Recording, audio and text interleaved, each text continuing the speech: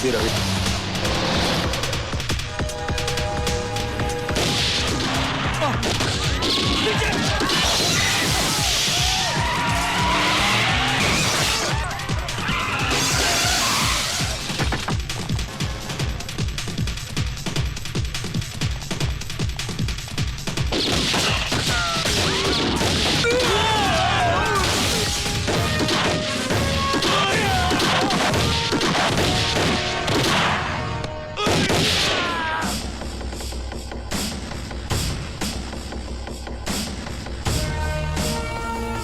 मैंने कहा था ना वकील, मैं तुझे जिंदा नहीं छोड़ूंगा। नहीं करण, मार डालो मुझे। मुझे मारकर तुम अपनी पिता की मौत का बदला तो जरूर ले लोगे, लेकिन मेरी वजह से जो दाग उनके चरित्र पर लगा है वो तो वहीं मिटेगा, उसी अदालत में जहां वो लगा था। क्या तुम मुझे चंद घंटों की मोहलत नहीं दे सकते कि मैं वहां जाकर उन्हें बेगुनाह साबित कर दूं?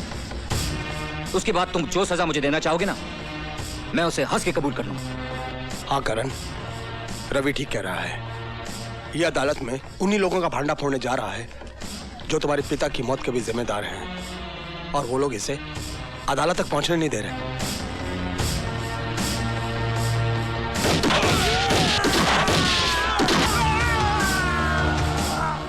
चल अदालत। दुनिया की कोई भी ताकत तुझे अदालत पहुंचने से नहीं रोक सकती। चल!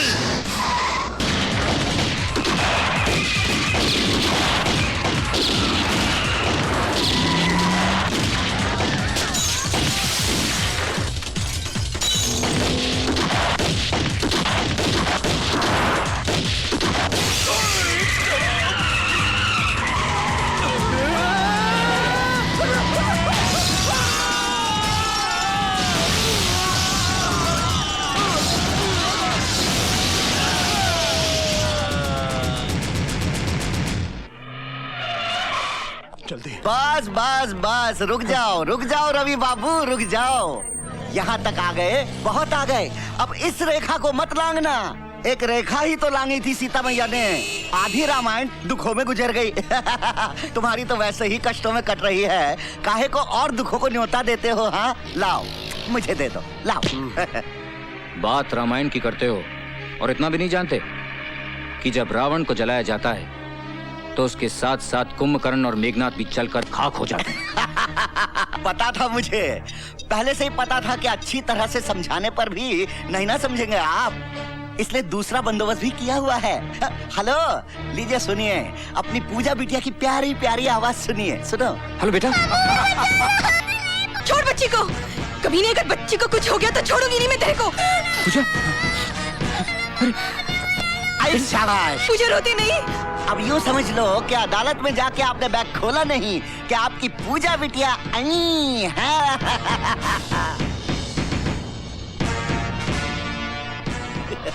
हरामजादे, तू क्या समझता है कि तू मौत का नंगा नाच नाचेगा तो मैं डर के अपने इरादे बदल लूंगा? You bastard. जल्दी। नहीं।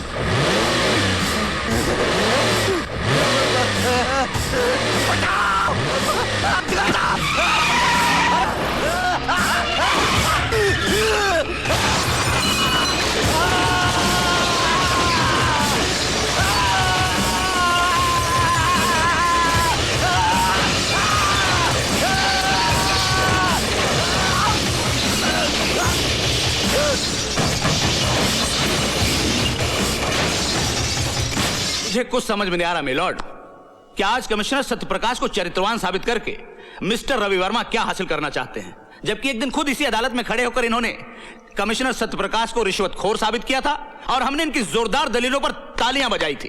काश आपने वो तालियां नहीं बजाई होती। काश जिस दिन मैंने पहली बार झूठ को जिताया था और सच को हराया था, लोगों ने तालियों के बजाय मेरे मुंह पर थप्पड़ मार दिए होते तो आज ये नौबत नहीं आती। और अब तो ये आम बात है मिलॉर्ड कि झूठ बोलने वाले को ताली मिलती है और सच बोलने वाले को थप्पड़। और उस दिन यही हुआ था मिलॉर्ड। उस दिन मेरी झूठी दलीलों को सुनकर लोगों ने वाह वाह की थी और उस संत जैसे आदमी पर पत्थर मारे। और वो उधर जो मेरी मां बैठी हुई ना जज साहब, उसने मुझसे कहा था कि उस देवता को पत्थर मारने वाले हाथ लोगों के नहीं थे, मेरे थे। और उसने बिल्कुल ठीक कहा था जज साहब, ठीक उसी तरह जैसे सत्यप्रकाश जी का कत्ल फांसी के फंदे से नहीं हुआ था। उस कत्ल के असली मुजरिम वो थे जिन्होंने फंदे बनाने वाले हाथों को खरीदकर उनका खून करने के लिए भेज दिया। भाषण बहुत हो गया मिस्टर रवि वर्मा। अगर आपके पास कोई नाम है और उसके खिलाफ कोई सबूत है तो पेश कीजिए, वरना खामखा अदालत का वक्त बर्बाद मत कीजिए। हाँ है, मेरे पास हर वो सबूत है। लीजिए उनके सारे काले कारनामों का कच्चा चिट्ठा मैं आज अदालत के सामने पेश करता हूं।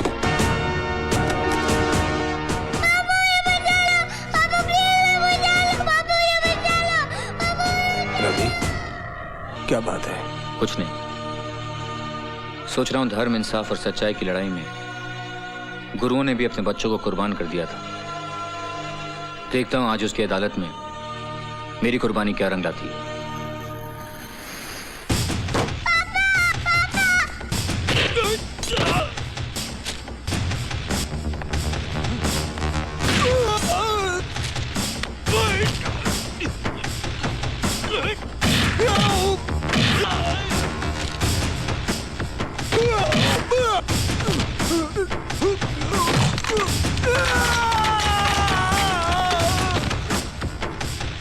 छोड़ बच्ची को, बहुत बुरा होगा तेरा। छोड़ बच्ची को, कभी नहीं। छोड़ दे बच्ची को, छोड़।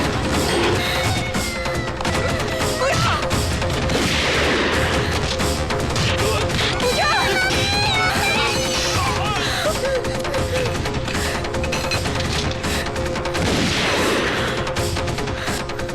बच्ची को अदालत ले जाओ। यह अदालत शर्मसार है क्योंकि इस अदालत ने कमिश्नर सत्य प्रकाश जैसे नेक, सच्चे, ईमानदार इंसान के चरित्र पर दाग लगाया। हम उनके मरणोपरांत उनसे क्षमा याचना करते हैं और कबूल करते हैं कि कभी कभी कानून भी अपराधियों की चालाकी में उलझकर गलती कर बैठता है।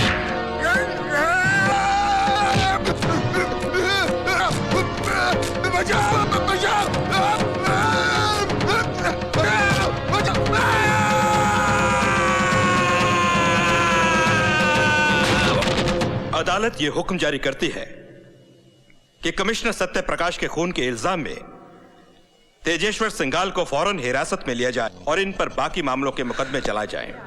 रवि, पूछा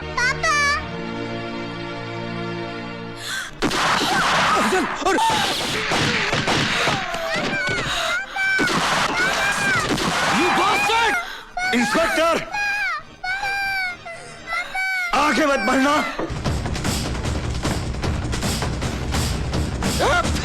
आगे हट जाओ, जाओ,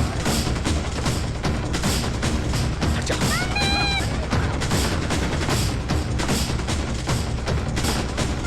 हट जाओ आगे से,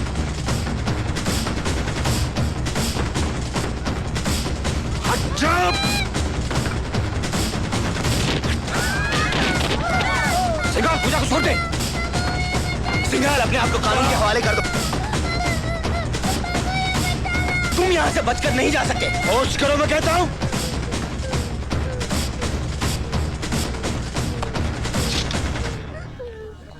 हट जा, हट जा, हट जा, लड़की को गोली मार दूंगा। हट जा।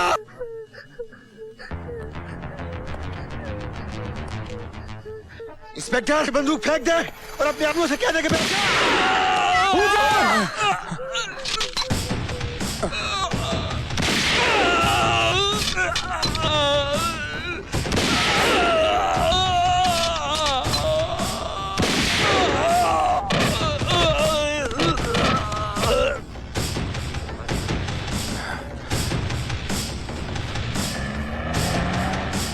ये लीजिए।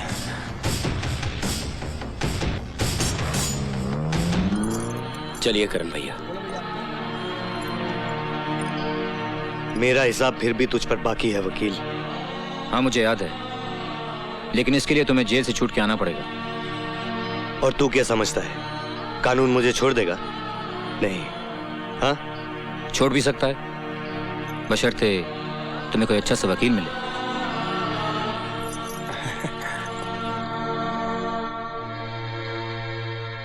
तू लड़ेगा मेरा केस?